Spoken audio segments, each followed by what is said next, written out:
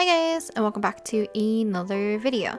So today's Sketchbook Doodle video will be the last Sketchbook Doodles video for this particular sketchbook. So I will be continuing doing the Sketchbook Doodle series into another sketchbook, as this one has been completely finished as of November 1st. I think you guys are going to see this in like a week, so yeah, you can expect a sketchbook tour pretty soon as well. I'm not too sure if I'm going to be posting the sketchbook tour the Wednesday after this one goes up, or if I'm gonna do it the next Monday after this one. We'll see. But yeah, I'm gonna be working in basically my peony notebook looking sketchbook thing, the one that I promoted before.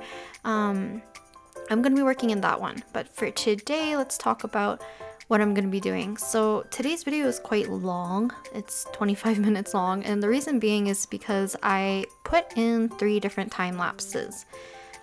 So the Masaki that I'm working on right now is technically on the second last page. Oh, I can't speak today. I've been recording videos back to back, so I feel like my voice and just my speaking has been getting worse. Not like it was good to begin with, but yeah. The doodle that we're working on right now and the rest of the doodles that I'm going to be doing, or like little illustrations that I'm going to be doing, are going to be done in gouache. And as usual, it's the same steps. I'm going to be using the Color ENO to do the sketch, and then I will go over and refine it with the BIC Mechanical Pencil, then go over it with watercolor to kind of set up the colors for the piece, as well as kind of providing a little bit of ground for the gouache to adhere. And now we are working with gouache. In the beginning for this one, you saw that I was actually placing down kind of like a more yellowy color for the entire right side of Masaki, and I thought I was gonna make this much more like stark contrast but like really warm lighting, but I kind of abandoned it.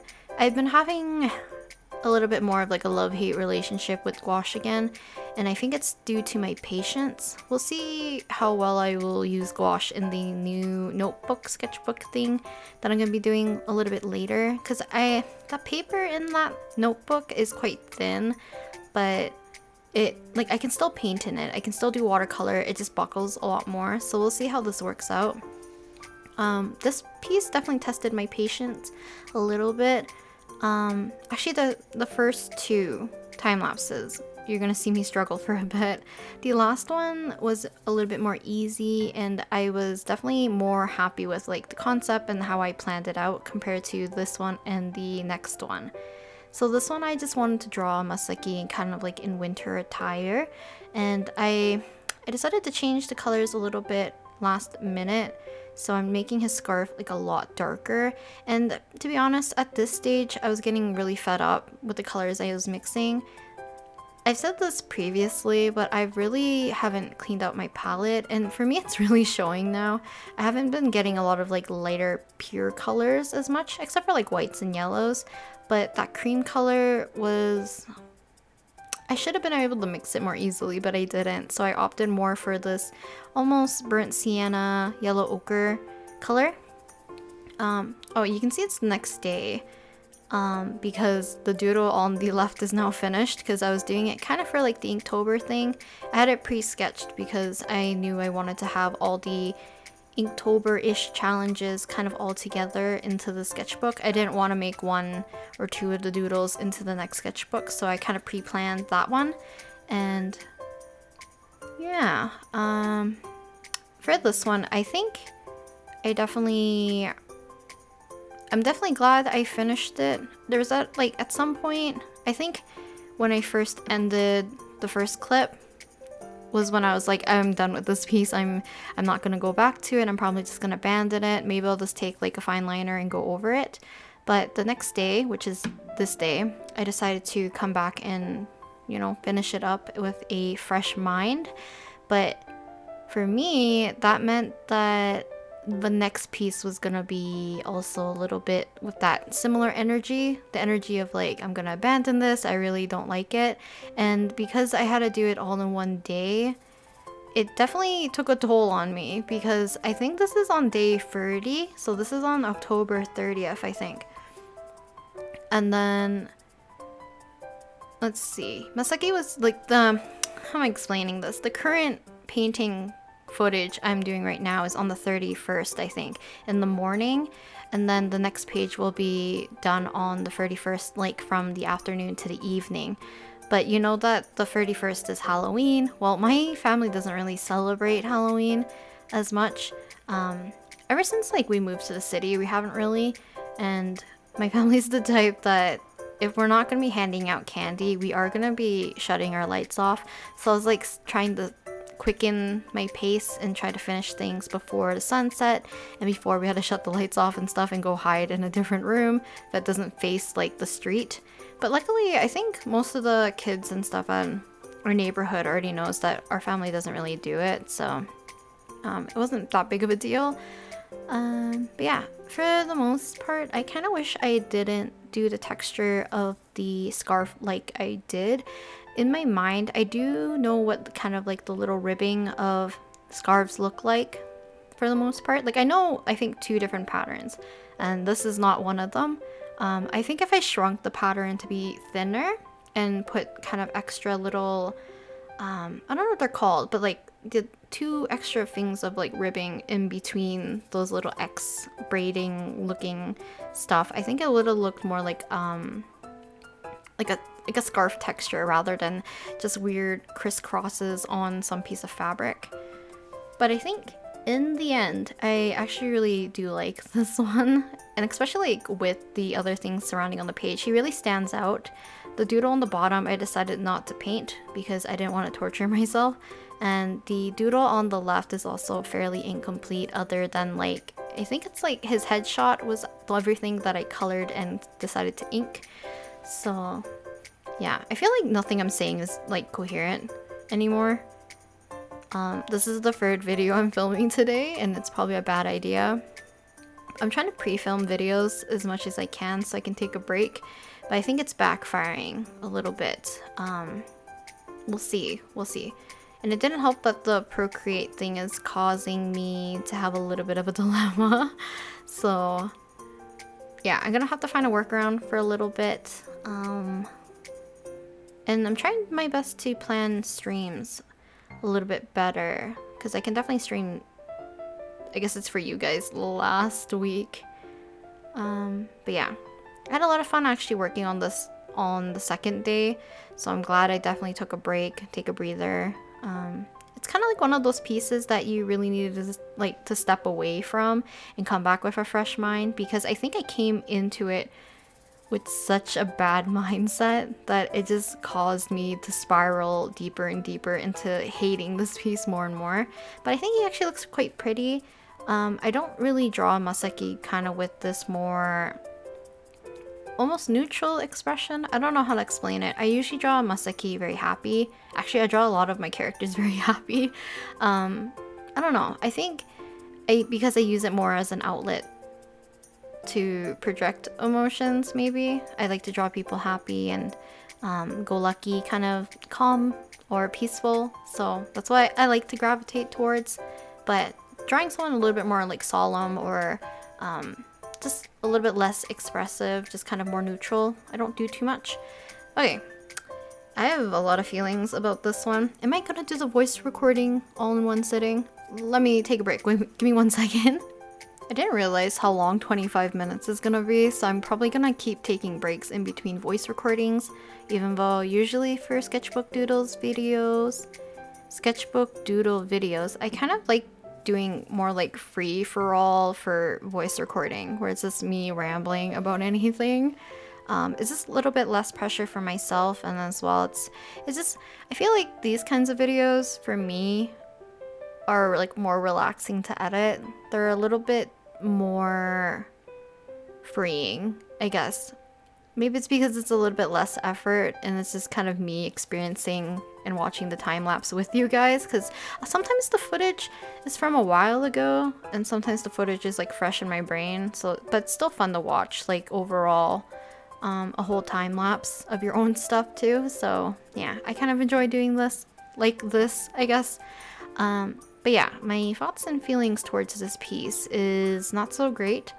I think the planning was done poorly.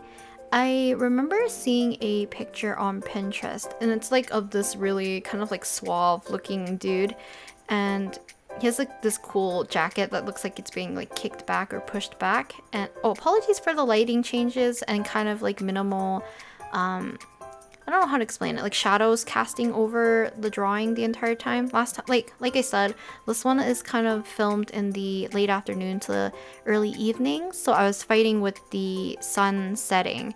So I had 2 lamps on, and the strongest lamp was on my left, so every time I needed to change the paint, or like change the paint, every time I needed to grab new paint or wash my brush into the water, it was on the left side as well, which is kind of inefficient. I'm right-handed, I should put it on the right. But yeah, it's on the left just because of how my camera setup is looking like. It's just more room on the left side, and I'm not going to get into it. But what was I talking about? The Pinterest photo I saw, or not photo, Pinterest illustration I saw is of this guy kind of like pushing back his jacket, and it's kind of flowing in the wind, but the way how they framed it was with this really thin background strip, right, kind of like almost just in front of his legs, so it's kind of like he's breaking the frame with his jacket and his arms, but also like his legs line up perfectly with the seam of this, like this large thin rectangle, if that makes sense. I'm really losing it at this point. I don't know how you guys deal with me. But I wanted to mimic what I saw in terms of like the whole aesthetic. I did much more of a simple pose, and I don't like my color choice at all. And I kind of wish I didn't put that weird matte looking green that's kind of like pastel. It just looks kind of gross next to everything. I should have picked maybe a bright yellow maybe, or I don't know. I should have picked a different color. I'm not really digging this green. And like usually I would like this green on its own, but just in terms of everything else, it just doesn't look great with that pink. So yeah, you can see I'm easily giving up. I blocked on the flowers really weirdly, and then I lost my sketch, which means that I didn't know how to draw these flowers again. So yeah, just terrible planning overall. But I think in the end, like I usually say, I do enjoy reflecting on what I enjoyed about the piece, because I did learn a few things in terms of painting this and what could have went a little bit better, like more careful planning. You would have saw that I was using 2 different brushes, so I realized that the brush that I currently use makes the thinnest lines that I like, and the other brush makes really inconsistent lines, even though it's a smaller brush with a smaller tip. I could get sharper lines with this one. Did I get my footage mixed up? That was a little bit weird, but yeah, I decided to not really finish the other one to the fullest extent. I decided to abandon it, sadly, but it did take up enough of the page for me to deem it like an okay spot for me to abandon it. It wasn't too incomplete where I didn't like it or I could fix it, but it was kind of to a point where if I tried fixing it, I'm probably gonna make it worse, so I kind of just accepted it. Now, I'm in a better place with this one because I actually really like this one. I think this is my favorite out of the 3, even though I think the first one it finished strong in my opinion, just because I think I did the rendering quite well in the end. But for this one, I really like. I don't know if you guys remember, the last few sketchbooks, I think I always did kind of like a hello page to greet you at the beginning of the sketchbook, and I kind of do like a goodbye page to kind of conclude the sketchbook, and we can move on to the next one. So because I had Gamer Wanu on the front and had like hello with kind of like the round shapes and kind of like the little pixel, like the square colors kind of like popping off from it, and he had kind of like the gray or no, he was wearing black, and no, I think he's wearing complete black, and he has like a controller in his hand with headphones. So I kind of wanted to mirror it a little bit and kind of make it kind of echo each other a little bit from front to back. So I wanted to put Wonu on the opposite side so that he's kind of like, yeah, everything's kind of like facing the other way. So I have Wonu on the left instead of the right, and then I have the text on the right instead of the left. Now to carry on with kind of like the gamer theme, I hate saying that, the game theme, video game theme, I decided to find another outfit of Wonu in the Who Alive. And for Who Alive, for people who don't know, it was a Chinese kind of like live streaming. I don't know if it's like a program or something, but 17 often goes on to it to do, to play basically video games or mobile games or something while chatting with viewers, and they have like a live translator that speaks Chinese because usually they're communicating with their Chinese fans and stuff because it is broadcasted in Chinese.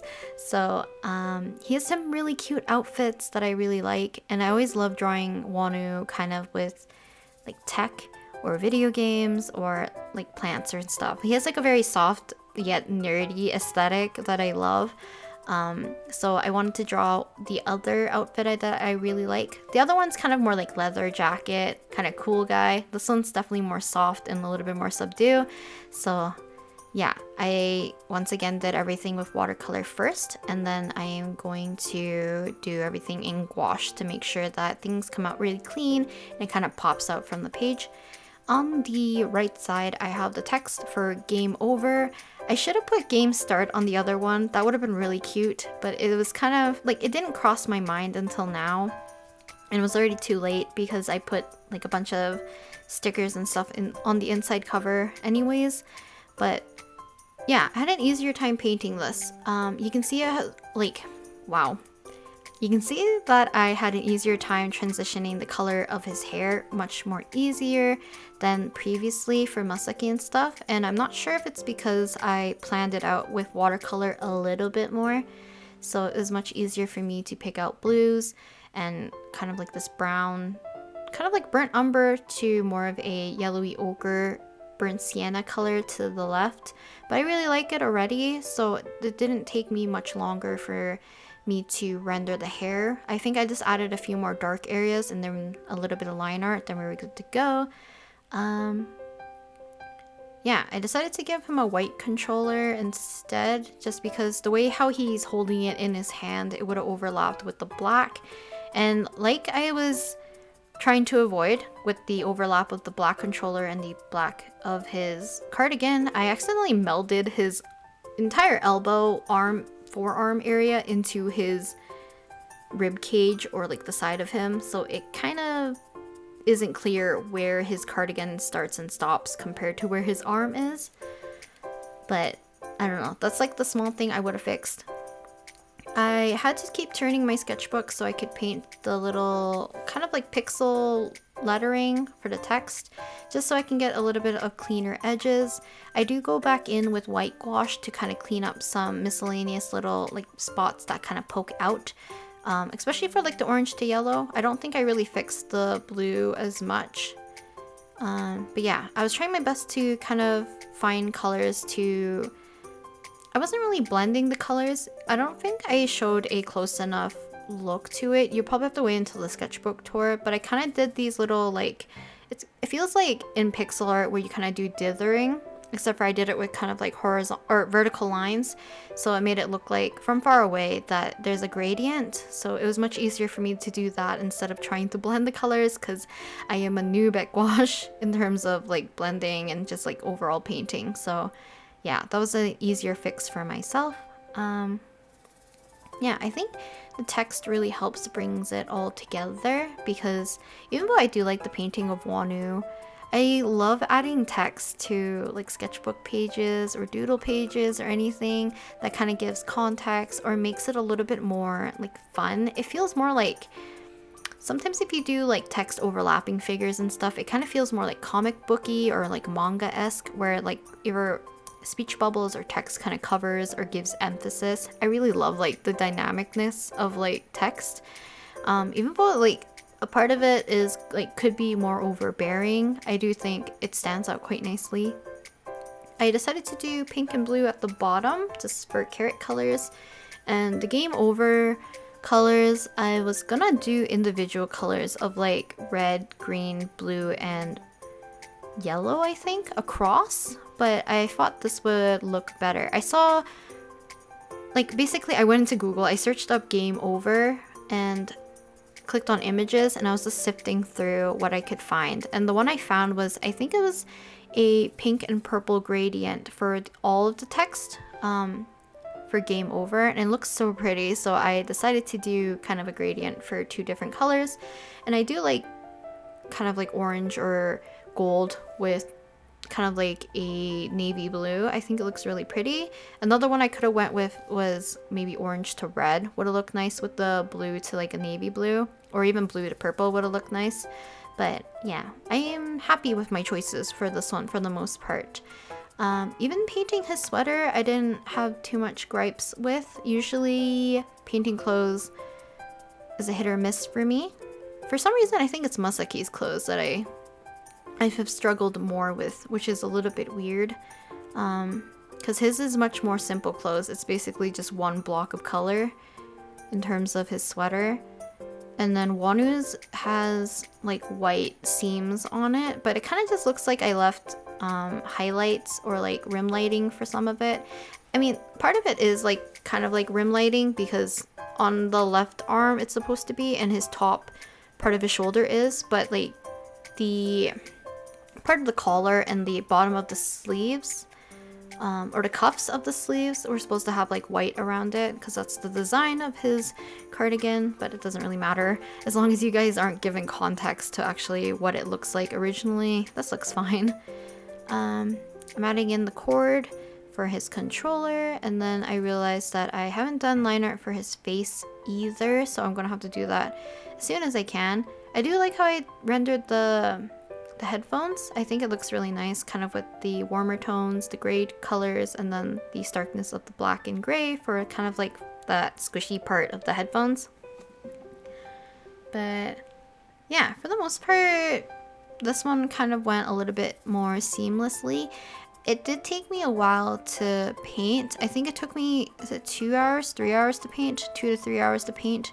And part of it was for me fiddling with the text a little bit. Wanu didn't take as long, but I was very nitpicky with the text. You'll see me add one more thing after to the text because I was too scared of ruining it. I decided to use a different medium to do the effect that I wanted.